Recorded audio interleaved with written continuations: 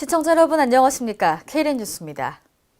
인천광역시는 전국 첫 통일센터 유치에 나섰습니다. 통일센터는 탈북민 정착 지원과 통일 관련 사업을 담당하는 기관으로 2022년까지 전국 광역시도에 각각 설치될 예정입니다. 통일부는 우선 올해 한 곳을 선정해 시범 운영할 계획입니다. 인천시는 이달 중 통일센터 유치에 성공하면 우선 센터 예정지를 정하고 5월 중 내부 공사를 마무리해 하반기에 개관할 예정입니다. 한편 통일센터는 탈북민 정착 지원을 위해 운영되는 지역 하나센터와 통일교육을 담당하는 통일관을 연계 통합해 운영되며 근무 인력은 약 20명이 될 전망입니다. 점점 취업난이 어려워지고 있는 가운데 청년 창업 지원이 늘어나고 있습니다. 각 대학에서도 육성 정책들을 펼치며 적극적으로 나서고 있는데요. 중소벤처기업부에 따르면 지난 1월 새로 생긴 법인이 만 41개로 최대치를 기록했습니다. 장소라 기자입니다. 갈수록 심해지는 취업난과 대조적으로 창업은 지난 1월에 생긴 법인이 만 41개로 역대 최대 기록을 낳고 있습니다. 이 같은 창업 열풍 속에 젊은 층의 창업 열기 등이 원인일 것이라고 중기부는 분석했습니다. 중기부는 2011년부터 선도대학을 선정해 창업지원단을 통해 대학생 창업자를 육성하고 있습니다. 창업동아리는 창업교육과 멘토링, 한 해 최대 500만 원의 지원 등 대학생 창업을 지원하고 있습니다. 창업동아리를 통해 기업으로 발전한 전북대 홍현우 학생은 마카롱을 제조 판매하는 1인 기업을 운영 중에 있으며 월 200에서 300만 원의 수익을 내고 있습니다.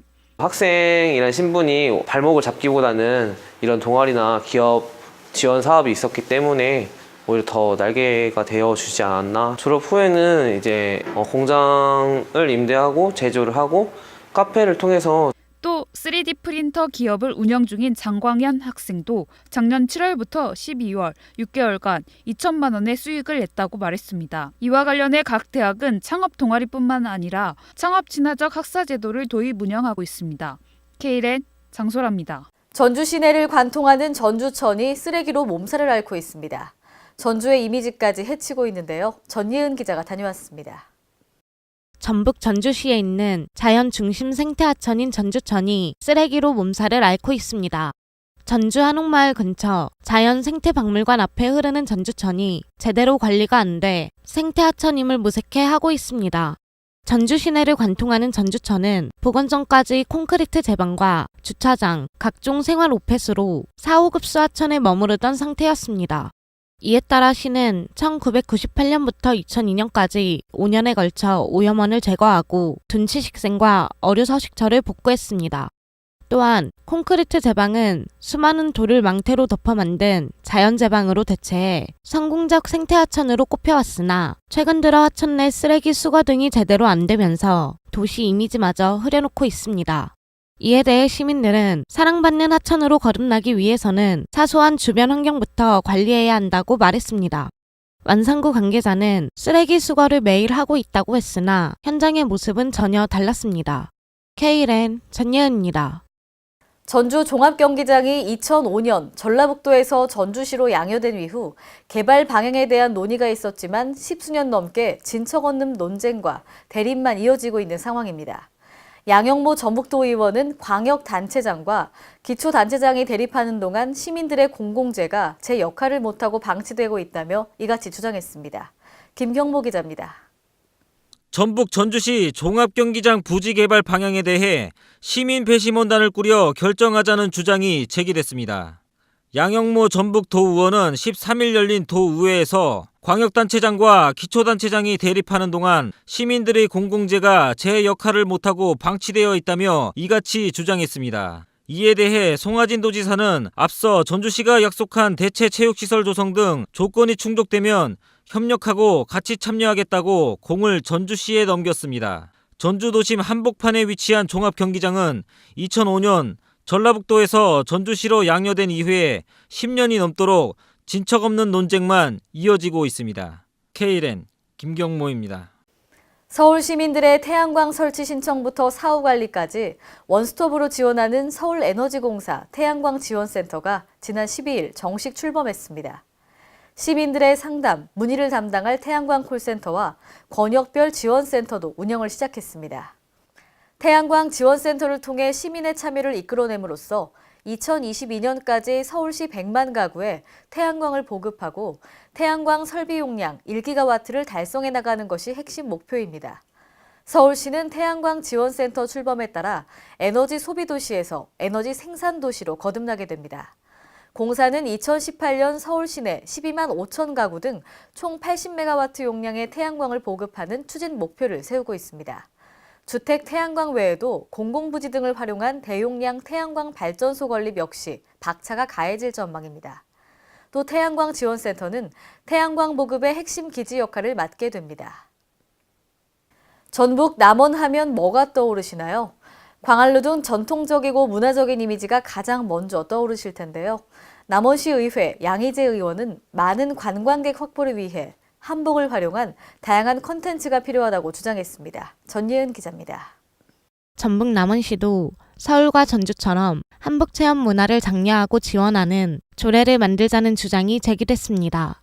남원시의회 양희재 의원은 13일 본회의 자유 발언을 통해 남원시는 다양한 문화 관광 시설이 갖춰져 있지만 소프트웨어 관광 개발은 이에 미치지 못해 관광객의 흥미를 끌 매력적인 요소가 부족한 편이라고 지적했습니다.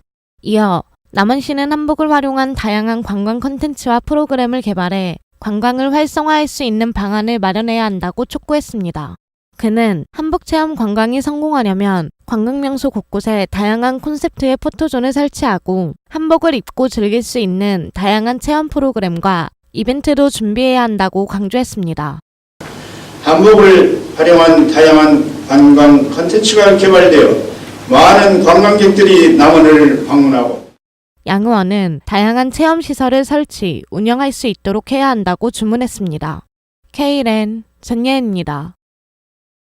군산시 초중고 학생들에게 공급되는 급식용 농산물 생산단지 근처에 레미콘 공장이 들어서려 하자 반대의 목소리가 높습니다. 전북 지역 시군 학교운영위원장 협의회는 공동 성명을 내고 반발하고 나섰습니다. 김경모 기자입니다. 학교에 납품되는 급식용 농산물을 생산하는 곳과 가까운 곳에 레미콘 공장이 들어서려 하자 반대의 목소리가 높습니다.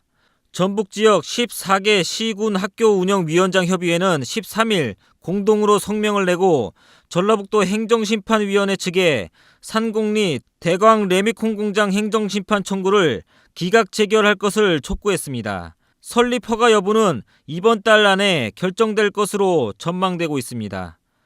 K랜 김경모입니다. 지난해 6월 문재인 대통령이 가야사 복원 필요성을 제기했었죠. 이에 전북 가야가 다시 급부상하고 있습니다. 올해 92억여 원의 사업비를 확보해 53개의 발굴 사업을 진행합니다. 장소라 기자입니다.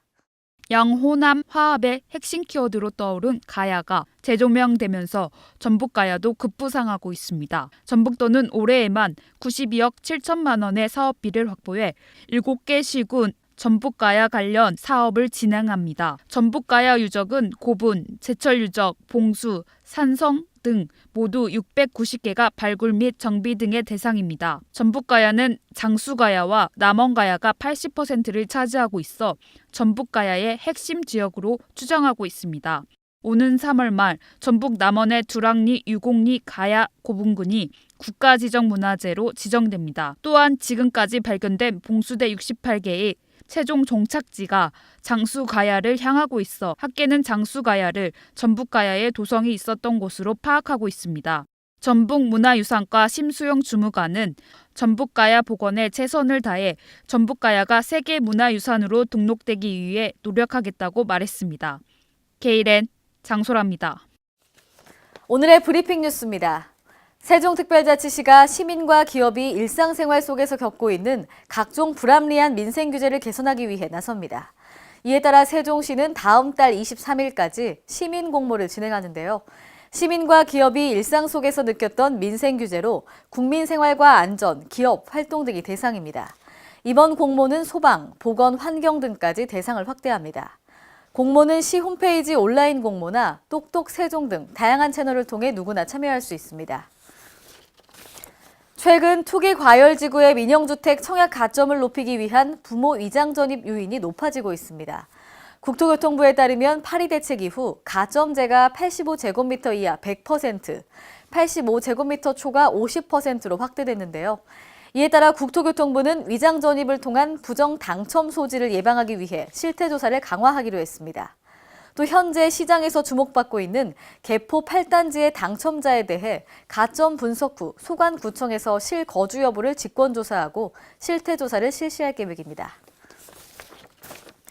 부산시의 걸어서 10분 도서관 확충 계획에 따라 오는 16일 해운대 인문학 도서관 개관을 시작으로 강서 기적의 도서관 등이 연이어 개관합니다. 오는 16일 개관하는 해운대 인문학 도서관은 재송 지역의 교육문화 환경 개선과 지역의 인문 독서 가치를 확산하는 데 크게 기여할 것으로 기대하고 있는데요. 이와 함께 남구의 분포도서관이 5월 개관 예정이고요. 강서구 강서 기적의 도서관은 8월에 개관할 예정입니다. 이상으로 K랜 뉴스를 마칩니다. 시청해주신 여러분 고맙습니다.